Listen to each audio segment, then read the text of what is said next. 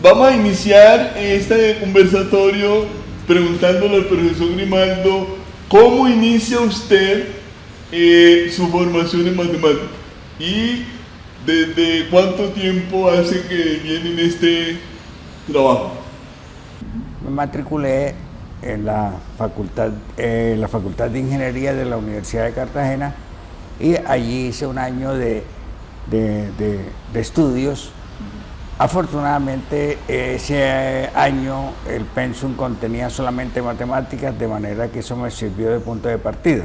Y ahí fue donde aproveché para presentarme a la licenciatura en matemáticas de la Universidad de Antioquia, en donde cursé mis estudios. Tuve la fortuna de tener docentes de los cuales siempre destaco y destacaré a un profesor que considero el mejor profesor que he tenido en mi trayectoria, es el doctor Antonio Vélez Montoya. Con él recibí cursos como álgebra moderna, análisis tensorial, topología. Terminada la licenciatura, me vinculé como docente de planta en la Facultad de Ciencias Exactas y Naturales, pero... Disculpe, profesor, ¿en qué año fue eso? Eso fue en el año 1968. Muy bien, muy bien. Una vez terminé la licenciatura. Curiosamente, en ese año 1968 se inauguró esta ciudadela universitaria, de modo que me tocó estrenarme como docente de planta y estrenando ciudadela universitaria. Muy bien, muy bien. De ahí en adelante, pues como mi vocación siempre ha sido la de estudiar matemáticas, pero también me di cuenta de que tenía una vocación de maestro. Entonces normalmente cada semestre pedía cursos en la Facultad de Educación y eso lo mantuve hasta después de jubilado. Estando ya vinculado a la Facultad de Ciencias Exactas y Naturales, tuve la oportunidad de recibir una beca de la UNESCO y me permitió hacer una maestría en estadística en la Universidad Complutense de Madrid. Cuando regresé de esa maestría, la idea era que en el departamento de matemáticas creáramos una carrera de estadística, pero por diferentes razones, que no es del caso mencionar, no pudimos hacerla. Y entonces poco a poco fui abandonando el estudio de la estadística y me dediqué a la educación matemática. Muy bien, profesor. Yo quería saber en esta dirección, en esta sociedad donde actualmente está permeada por la tecnología y la ciencia, o la ciencia y la tecnología, ¿qué papel le atribuye usted a la educación matemática en este momento de la historia? Mire, la educación matemática es fundamental. En estos días, leyendo unos documentos del ICFES sobre las pruebas Saber Pro, observo que ellos se basan en unos documentos en donde se habla de la necesidad de que todos tengamos una fundamentación matemática, sin importar nuestro área de desempeño laboral o de estudios. Las matemáticas, hay un profesor español, se llama Eduardo Sáenz de Cabezón, quien en una de sus charlas dice: las matemáticas nos hacen más libres y menos manipulables. Vale. ¿Y por qué es importante esta frase? Porque uno muchas veces ve en la televisión o escucha en la radio que muestran cifras que carecen de sentido o aprovechan las cifras para exagerar las bondades de una cosa cuando lo que están haciendo es ocultar otras. Entonces, si nosotros tenemos esa fundamentación matemática para entender lo básico, para entender ciertos gráficos, para entender ciertas medidas, podemos ser menos objeto de engaño y también podemos estar preparados para resolver los problemas de cualquier tipo que se nos presenten en nuestro desempeño laboral. En la formación de profesores de matemática, en estos tiempos se ha habido la necesidad de incorporar estrategias que le permitan tener un buen desempeño y quizás un éxito en su profesión, en aras de formar y alfabetizar matemáticamente alguna parte de la población. Recientemente, el gran matemático Terence Tao, un matemático que ganó la medalla de Phelps, hablaba de que la formación matemática en algunas partes del mundo había decaído en relación a lo que se hacía en otros tiempos, por ejemplo en Rusia, cuando se generaban problemas recreativos para que la persona pudiera disfrutar de eso. ¿Cómo ve usted esa formación de profesores en la licenciatura en matemáticas y física en nuestro medio y en nuestro país? Hablo, digamos, con conocimiento de la licenciatura que manejamos en la Facultad de Educación. Mire, leyendo al profesor Miguel de Guzmán, leyendo a Polia, ellos y muchos otros autores insisten en que una buena formación matemática parte de la resolución de problemas. Vale.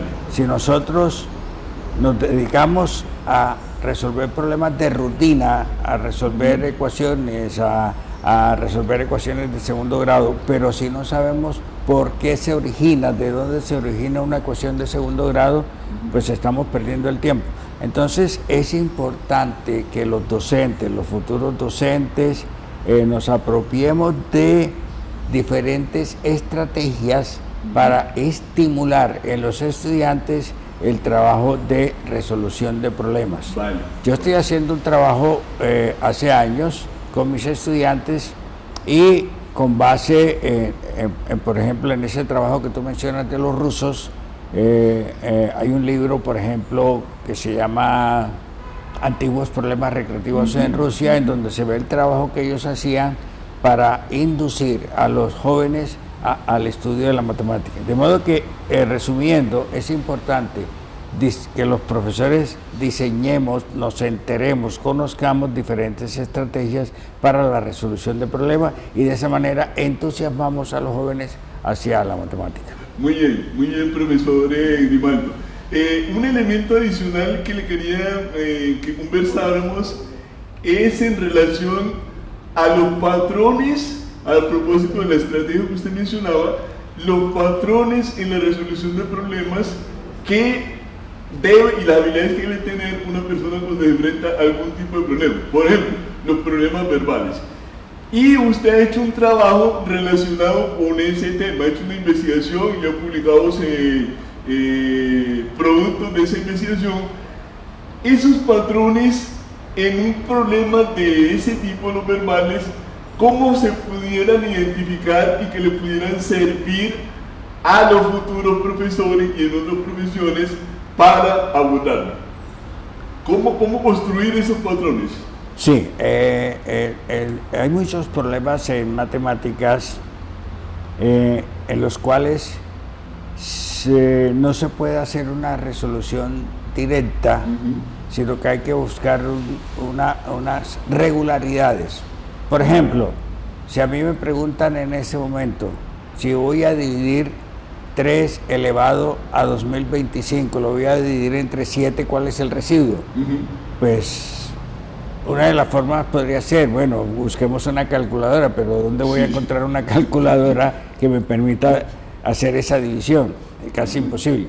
Entonces hay que empezar por casos sencillos. En lugar de pensar en 2 elevado a la 3025 o cualquier exponente, empiezo con 2 a la 1, después con 2 a la 2, 2 a la 3, y allí voy empezando a encontrar un patrón de comportamiento que me va induciendo a la verdadera solución. Cuando yo encuentre ese patrón, ya entonces no tendré problemas en encontrar el residuo de dividir 2 a la 3025 entre 7, sino 2 elevado a cualquier cantidad al dividirlo entre 7. Vale, muy bien, muy bien. Y en ese orden de idea, usted ha construido algunos patrones con teoremas que, viendo la necesidad en la literatura internacional, usted pudo determinar y generalizar uno de los teoremas más importantes de la teoría de números, y es el teorema del criterio general de divisibilidad. ¿Cómo es que surgió esa idea de que usted hiciera ese aporte en este campo de la matemática? En el año 2015, la Gobernación de Antioquia organizó un evento muy interesante que llamó Encuentro con los Números. El gobernador de Antioquia es un matemático, en ese momento era un matemático, y ese encuentro se realizó en Envigado, duró más o menos 3 días el encuentro. Entre los temas de trabajo estaba el de criterios de divisibilidad. Entonces me llamó la atención el tema porque nunca lo había trabajado, y asistí a la charla. El encargado era un doctor en matemáticas de origen mexicano. Explicó pues lo que normalmente conocemos sobre los criterios de divisibilidad, enunció algunos criterios sin hacer demostración de ninguno de ellos. Al final de la charla, algún maestro le pregunta si él conoce un criterio de divisibilidad por 7. Y lo que me llama la atención poderosamente es que el profesor responde que no lo conoce. Entonces algunos maestros casi en coro recitaron un criterio de divisibilidad por 7. Eso me creó la inquietud, y entonces busqué en la internet cómo se enunciaban algunos criterios de divisibilidad, y también tuve la fortuna de leer un libro del profesor Poller II, también premio que tiene medalla Fields, medalla Fields, y entonces él planteaba un problema en el que, partiendo de unos casos particulares, se podía encontrar un criterio de divisibilidad por 7, un criterio de divisibilidad por 13, etc. Lo curioso es que él no daba la idea, pero no hacía la demostración, sino que quien se enfrentara al problema debía resolverlo. Entonces me dediqué a tratar de resolver ese problema del profesor II, y entonces encontré que efectivamente podía enunciar un criterio de divisibilidad por 7, podía enunciar un criterio de divisibilidad por 13. Él sugería, bueno, encuentren un criterio para estos otros 2 números primos. Los encontré. ¿Qué pasó entonces? Yo encuentro que y claro, los demostré.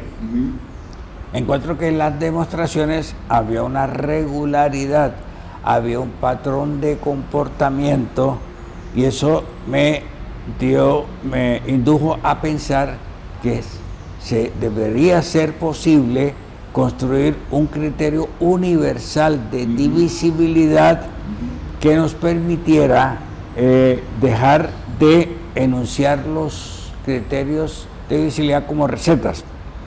Entonces diseñé un teorema que en esencia es un algoritmo que nos permite, dado cualquier número primo, nos permite construir un criterio de divisibilidad por ese número primo. ¿Qué importancia tiene esto? Ya yo no tengo que aprenderme un criterio de divisibilidad por 7, un criterio de divisibilidad por 13, un criterio de divisibilidad por 19, sino que si yo tengo claro el algoritmo, yo puedo construir, enunciar ese criterio de divisibilidad.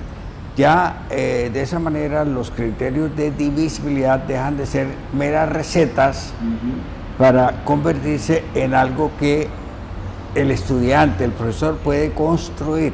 O sea, el algoritmo le permite construir criterios, y así deja de memorizar criterios. Se preguntarán algunos que no tienen conocimiento matemático básico, ¿qué es un número primo? Pues un número primo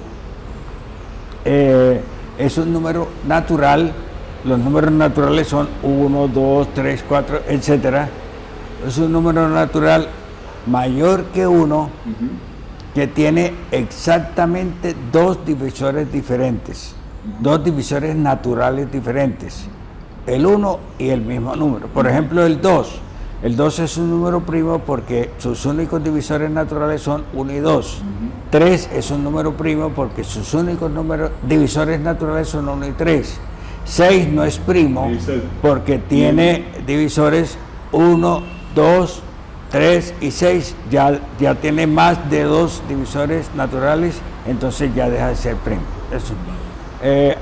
Algunos autores matemáticos llaman los números primos los átomos o los ladrillos con los que se construye la matemática. O sea, cualquier número con el que yo trabaje en matemática se reduce a una combinación de números primos.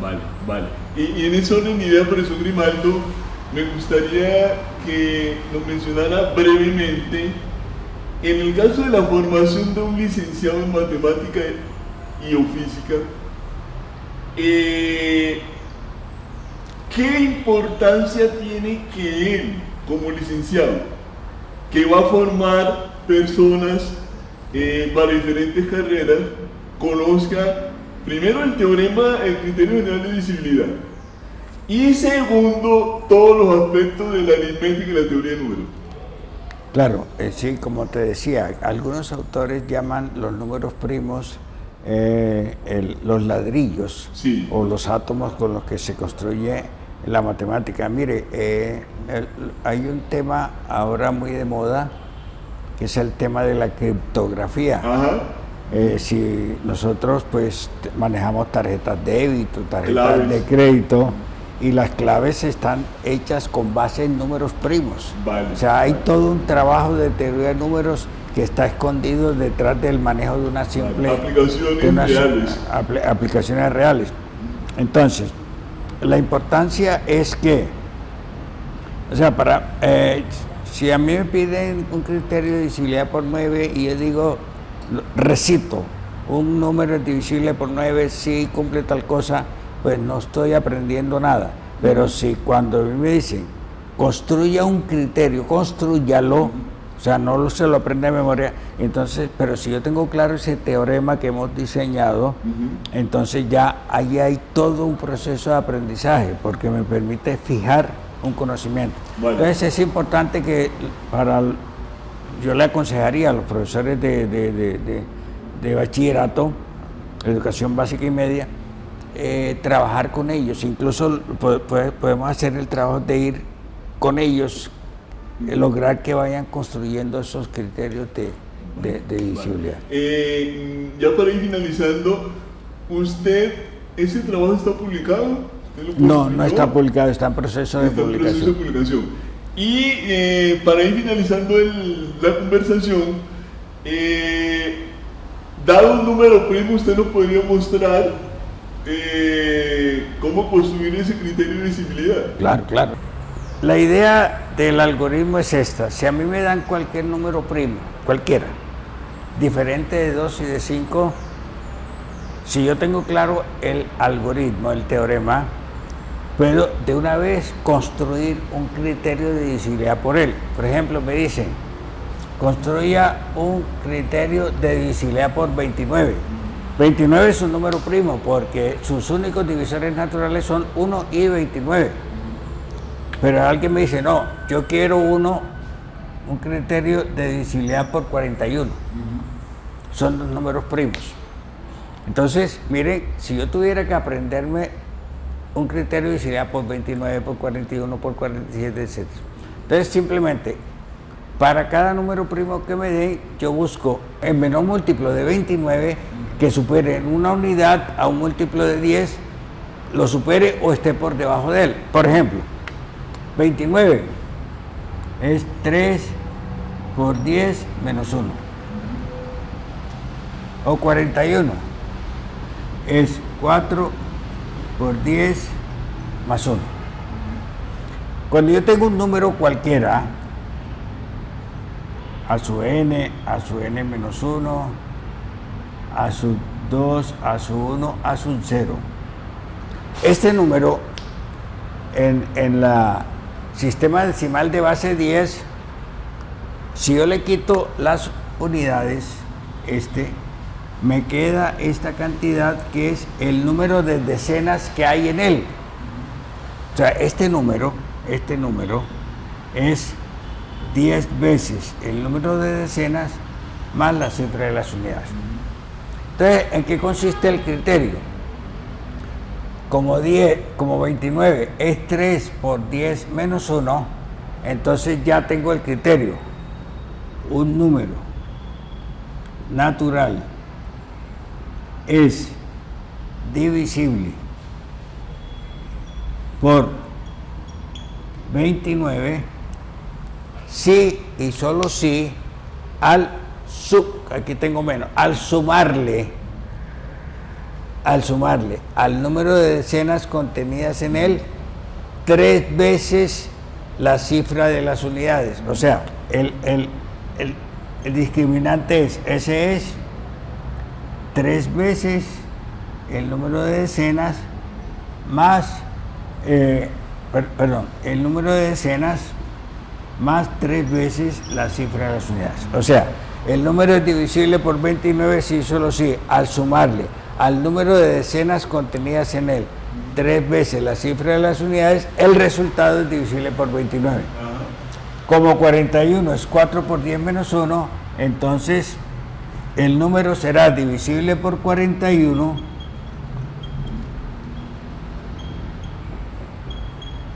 si solo si al tomar el número de decenas y restarle 4 veces la cifra de las unidades, el resultado es múltiplo de 41.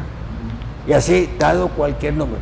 O sea, para cualquier primo, basta ver cuál es el menor múltiplo de ese primo que difiera en una unidad con un múltiplo de 10. Vale. Profesor Grimaldo, le agradecemos mucho por este espacio. Para finalizar, no sé si quiere dar alguna recomendación o alguna palabra. Gracias, profesor Tarsilo. Sí, la recomendación, hay muchas recomendaciones que pueden hacerse. A los muchachos que están apenas iniciándose en el estudio, los que están en bachillerato, dejar de ver la matemática como aquel ogro al cual solamente pueden acercarse los genios. Ese es un mito que hace tiempo nos han inculcado y que debemos desellar. Todos los seres humanos estamos en condiciones de hacer matemáticas. Yo recomiendo, digamos, 3 cosas para tener éxito en el trabajo matemático. Primero, autoconfianza, es decir, es el convencimiento propio de que soy capaz de hacer matemáticas. Competencia lectora, debo saber leer. Saber leer significa que yo sepa interpretar en un enunciado, tenga claridad cuáles son los datos que nos dan, qué relación hay entre los datos que nos dan y qué tipo de preguntas me están haciendo, a qué tipo de resultado debo llegar. Y otro elemento importante es ponerle un poco de creatividad, dejar de salirnos de esos patrones mentales que muchas veces tenemos que no nos dejan buscar caminos diferentes. En estos días les mostraba a mis estudiantes un video de un profesor norteamericano en donde él les proponía algo sencillo. Si usted tiene 6 palillos iguales, de igual longitud, ¿cómo puede formar 4 triángulos equiláteros? Y entonces lo que el profesor trata de destacar es que todos nos centramos en el plano y no somos capaces de encontrar solución. En el plano no le encontramos solución, pero él muestra muy sencillos. Pero si usted hace esto, usted forma un tetraedro ya con los 6 palillos ha formado 4 triángulos equiláteros. Es ponerle creatividad al asunto. A los profesores les recomiendo, por favor, no atormentemos a los muchachos con problemas de rutina. ¿Qué sentido tiene que me resuelvan 20 ecuaciones de segundo grado, 20 ecuaciones de primer grado, etcétera, si lo importante es saber de dónde provienen esas ecuaciones, porque es necesario resolver esas ecuaciones? Muy bien. Y por último, a mis compañeros jubilados, que una cosa es que nos jubilemos en el papel y otra cosa es que nos jubilemos mentalmente. Sigamos haciendo nuestro trabajo. Muy bien.